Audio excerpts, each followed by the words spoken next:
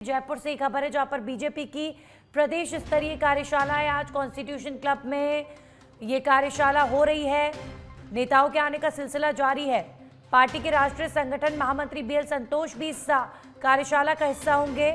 वहीं बीजेपी प्रदेश अध्यक्ष मदन राठौर और मुख्यमंत्री भजनलाल शर्मा समेत पार्टी के वरिष्ठ नेता, प्रदेश कार्यकारिणी और जिला अध्यक्ष, जिला प्रभारी, संभाग प्रभारी, सह प्रभारी और राष्ट्रीय पदाधिकारी शामिल होंगे।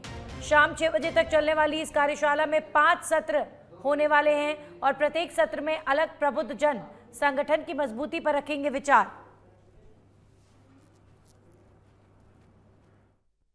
देखिए, कार्य समिति की बैठक कार्य विभाजन के लिए, कार्य योजना के लिए और काम को आगे किस गति से संगठनात्मक काम को हमें बढ़ाना है, आगे क्या कार्यक्रम करेंगे, ये रूटीन का हमारा कार्यक्रम है।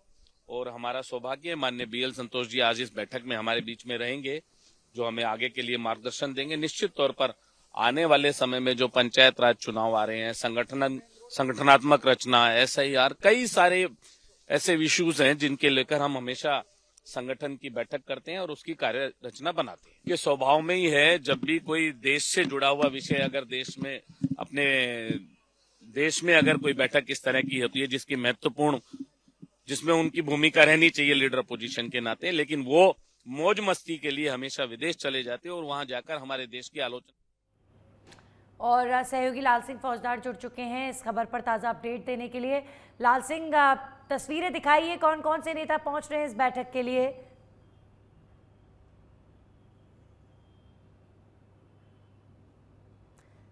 जी लाल। देखिए नन्नी, 275 जो अपेक्षित कार्यकर्ता है, पार्टी के पदाधिकारियां हैं, उनको बैठक में बुलाया गया है। जो अपेक्षित हैं वही आएंगे। लगातार मेरे सहयोगी आपको तस्वीर दिखा रहे हैं, लगातार नेताओं का पहुंचना जारी है। कुछ ही देर में मुख्यमंत्री भजनलाल शर्मा, प्रदेश अध्यक्ष मदन राठौर पहुंचेंगे, बीएल संतोष पहुंचेंगे। इसके बाद मीटिंग शुरू हो जाएगी। करीब 10:30 बजे मीडिया की अंदर एंट्री होगी। उस वक्त हम बैठक के विजुअल दिखाएंगे पूरे दर्शकों को। और सबसे बड़ी बात जो नंदनी है, आज संगठन का विस्तार कैसे हो, संगठन को मजबूती कैसे मिले और वो तमाम मुद्दे जो पार्टी ने अभियान के तौर पर चला रखे हैं उनको कैसे आगे बढ़ाया जाए। खासकर पूरा जो फोकस है वो SIR पर इन दिनों में है, क्योंकि लगातार पार्टी का मकसद है कि SIR के जरिए जो वास्तव में वोटर है वो कटे नहीं और जो फर्जी वोटर है वो रहे नहीं। ऐसे में संगठन अपनी क्या भूमिका निभा सकता है, कार्यकर्ता अपनी क्या भूमिका निभा सकता है, इसको लगातार मीटिंग चल रही है। लेकिन लगातार एक फीडबैक गया है, कहीं ना कहीं पार्टी के पास इस तरह का फीडबैक गया है कि कुछ विधानसभाओं में कार्यकर्ताओं ने वो भूमिका नहीं निभाई जो निभानी चाहिए थी। लिहाजा इसको बेहद गंभीरता से लिया जा रहा है। ऐसे में नंदनी, SIR पर आज विशेष फोकस रहने जा रहा है। इसके साथ तमाम वो अभियान जो कार्यकर्ताओं को जोड़ते हैं उन पर चर्चा होगी, देश से जुड़े हुए अभियान है उन पर चर्चा होगी। और मेरे सहयोगी लगातार तस्वीरों के जरिए दिखा भी रहे हैं कि लगातार पहुंच रहे हैं। आपको अल्पसंख्यक मोर्चा के हमीद मेवाती भी विजुअल में नजर आ रहे हैं। साथ ही सामने आप देखेंगे कुलदीप धनखड़ आपको आते हुए नजर आ रहे हैं। तमाम जो पार्टी के पदाधिकारी, पार्टी के जो कार्यकर्ता जो अपेक्षित हैं वो यहाँ पहुँच रहे हैं। और कैसे पार्टी को मजबूत किया जाए, संगठन को मजबूत किया जाए, आगे जो कार्यक्रम की योजना बन रही है उसको कैसे क्रियान्वित किया जाए, उस पर बात होगी। कुलदीप जी, धनखड़ साहब आइए। धनखड़, आज बड़ा महत्वपूर्ण दिन है आपके लिए, क्योंकि आज संगठन की बैठक है, बीएल संतोष का संबोधन रहने वाला है। किस तरह आप देखिए, ये तो नियमित रूप से हमारे संगठन की बैठकें चलती रहती हैं। आज माननीय बीएल संतोष जी का मार्गदर्शन प्राप्त होगा और पूरी संगठनात्मक चर्चा इसमें होने वाली है। जो पंचायत राज चुनाव, नगर पालिका चुनाव भी सामने है, इस विषय को लेकर बातचीत होगी और बहुत सारे विषय संगठनात्मक उन पर चर्चा हम लोग आज करने वाले हैं। SIR को लेकर SIR काम तो कार्यकर्ता सब लोग अपने स्तर पे कर रहे हैं और SIR काम बहुत अच्छी गति से राजस्थान में चल रहा है।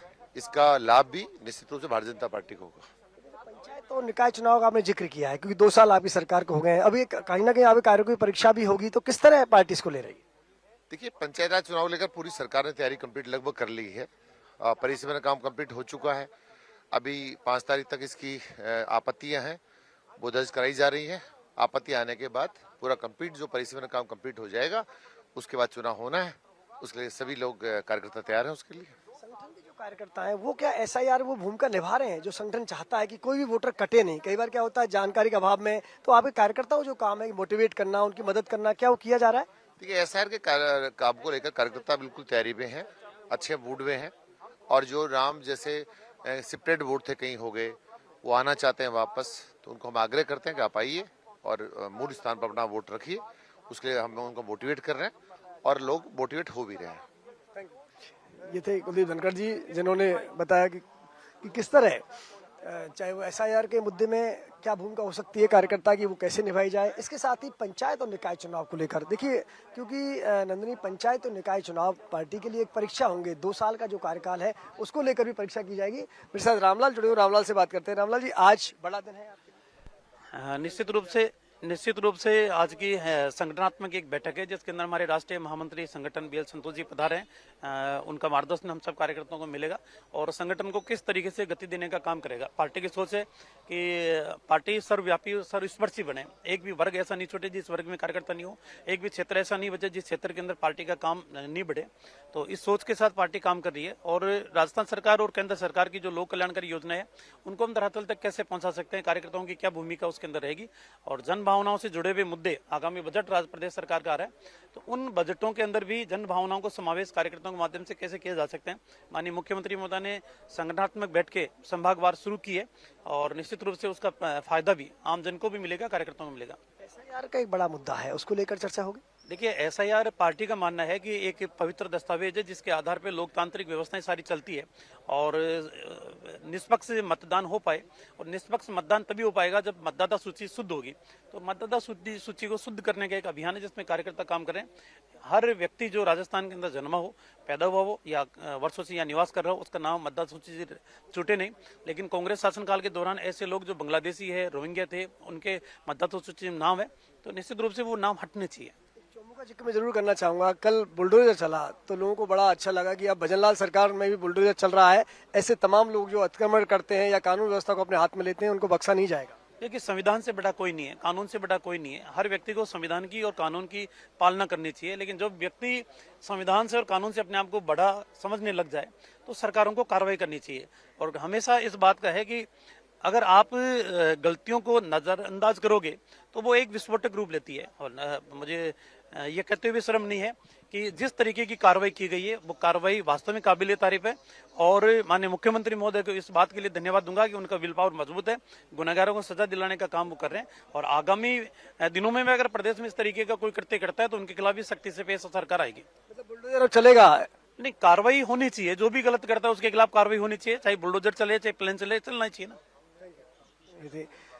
रामलाल जी जो बता रहे थे, हालांकि चौमू की घटना का जिक्र किया, जिस तरह कल बुलडोजर चला, एक बड़ा मैसेज प्रदेश में गया कि चाहे अतिक्रमण कोई करे, चाहे कानून व्यवस्था को कोई हाथ में ले, उनको बख्शा नहीं जाएगा।